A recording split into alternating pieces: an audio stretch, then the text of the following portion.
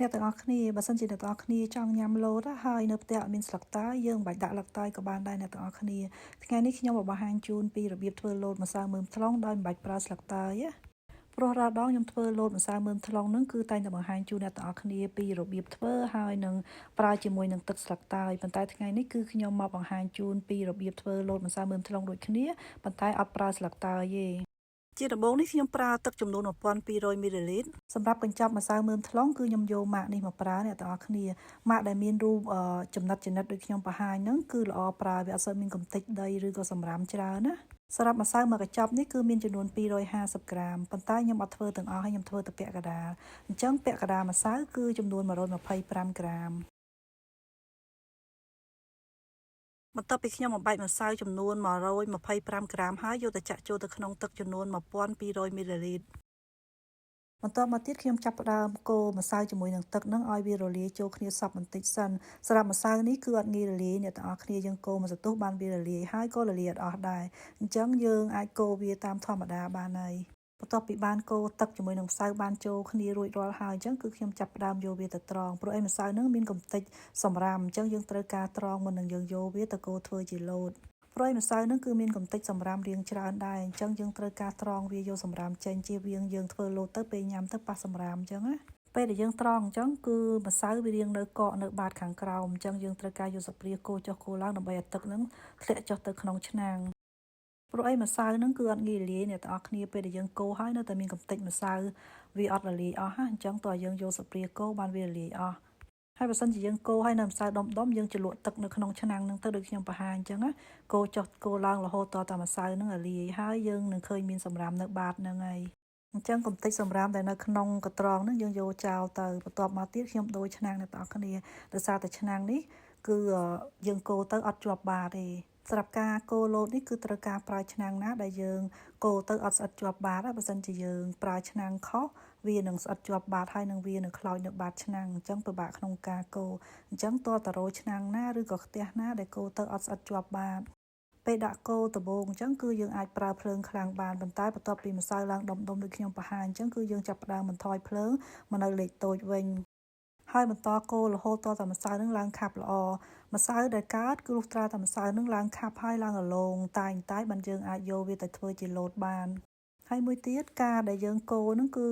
យើងកូរឲ្យល្មមអ្នកទាំងអស់គ្នាបើសិនជាយើងកូរឲ្យវារាងខាប់ពេកណាពេលដែលយើងយកទៅធ្វើលតទៅគឺវារាងរឹងម្សៅហ្នឹងគឺញ៉ាំអត់ឆ្ងាញ់ទេតើយើងធ្វើកុំឲ្យសូវរាង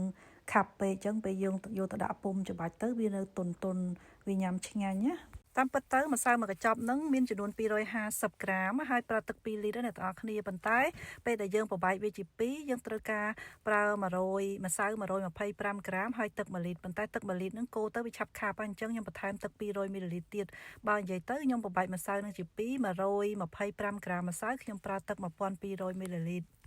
រួចប្រើទឹក1លីត្ររៀងស្ទើរពេលយើងយកទៅសង្កត់ចេញជាលតទៅលតហ្នឹងវាឆាប់រឹងណាអញ្ចឹងវាអត់សូវល្អទេនេះអ្នកទាំងអស់គ្នាមើលកន្លែងនេះណាពេលដែលម្សៅយើងកើតគឺម្សៅយើងចាប់ផ្ដើមឡើងថ្លាហើយឡើងស្អិតអណ្តែអញ្ចឹងណាប៉ុន្តែបើសិនជាម្សៅយើងអត់ទាន់ឡើងថ្លាទេប្រហែលជាយើងដាក់ទឹកស្ទើរយើងអាចបន្ថែមទឹកបន្តិចទៀតណាអ្នកទាំងអស់គ្នាព្រោះឯការវល់ទឹកវាអត់ទៀងឲ្យជួនកាលទៅវាស្ទើរជួនកាលទៅវាល្មមអញ្ចឹងណាតែដាក់ទឹកប៉ិនខ្ញុំ1200មីលីលីត្រហ្នឹងគឺល្មមតែម្ដងអ្នកទាំងអស់គ្នាហើយប៉ុណ្ណឹងយើងអាចយកវាទៅសង្កត់ចេញជារៀងលោតពេលដែលយើងសង្កត់ពុម្ពម្សៅដាក់ចូលទៅក្នុងទឹកហ្នឹងគឺយើងត្រូវការប្រើទឹកកកនៅក្នុងចានដែកឬក៏ធុនអីមួយដូចខ្ញុំបង្ហាញអញ្ចឹងណា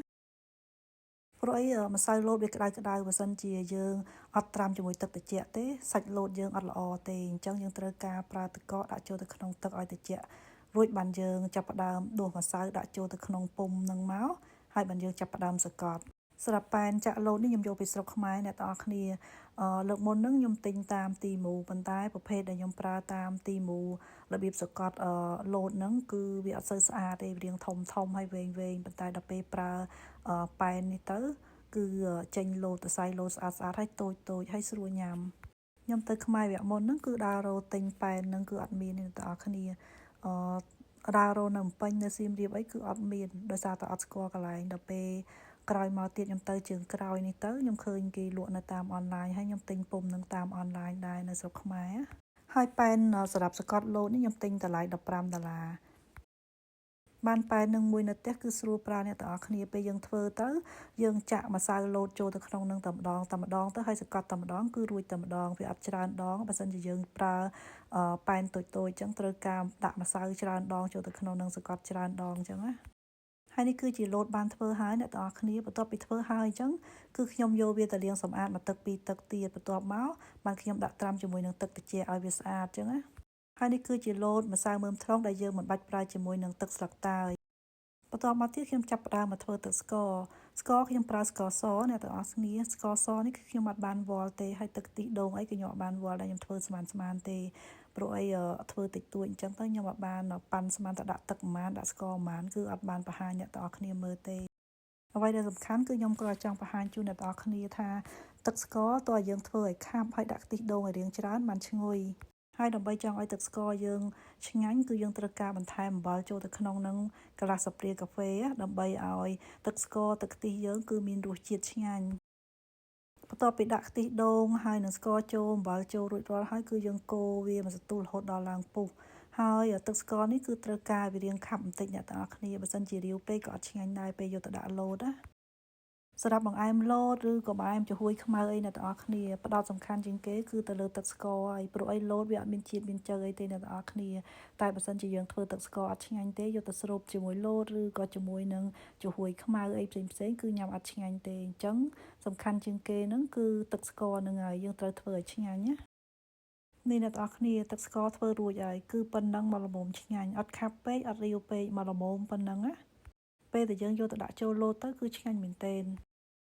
ឥឡូវនេះខ្ញុំមកដួសបង្ហាញជូនអ្នកទាំងអស់គ្នាមើលនេះសរសៃលោតដែលធ្វើហើយដាក់ចូលទៅក្នុងចានហើយបន្ថែមជាមួយនឹងទឹកស្ករទឹកខ្ទិះហើយនឹងថែមទឹកកកគឺឆ្ងាញ់មែនទែនសម្រាប់លោតគឺប្រើទឹកស្កររៀងច្រើនបន្តិចអ្នកទាំងអស់គ្នាព្រោះឯលោតសាបពេលដែលយើងដាក់ទឹកស្កររៀងច្រើនមិនឆ្ងាញ់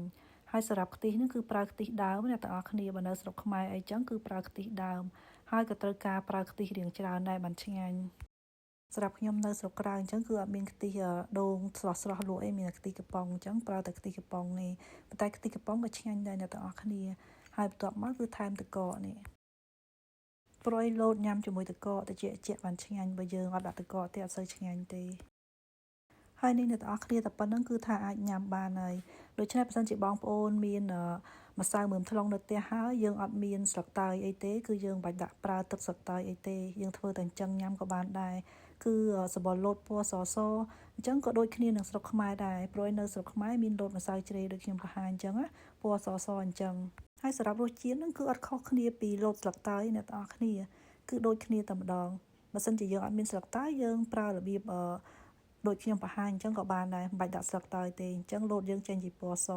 ហើយពេលញ៉ាំទៅគឺអត់ខុសគ្នាទេគ្រាន់តែថាពេលយើងបន្ថែមស្លឹកតើយទៅក្លិនស្លឹកតើយផ្សេងអញ្ចឹងហើយនេះអ្នកទាំងអស់គ្នាមើលឡើងតំណងហ្មងហើយឆ្ងាញ់ទៀត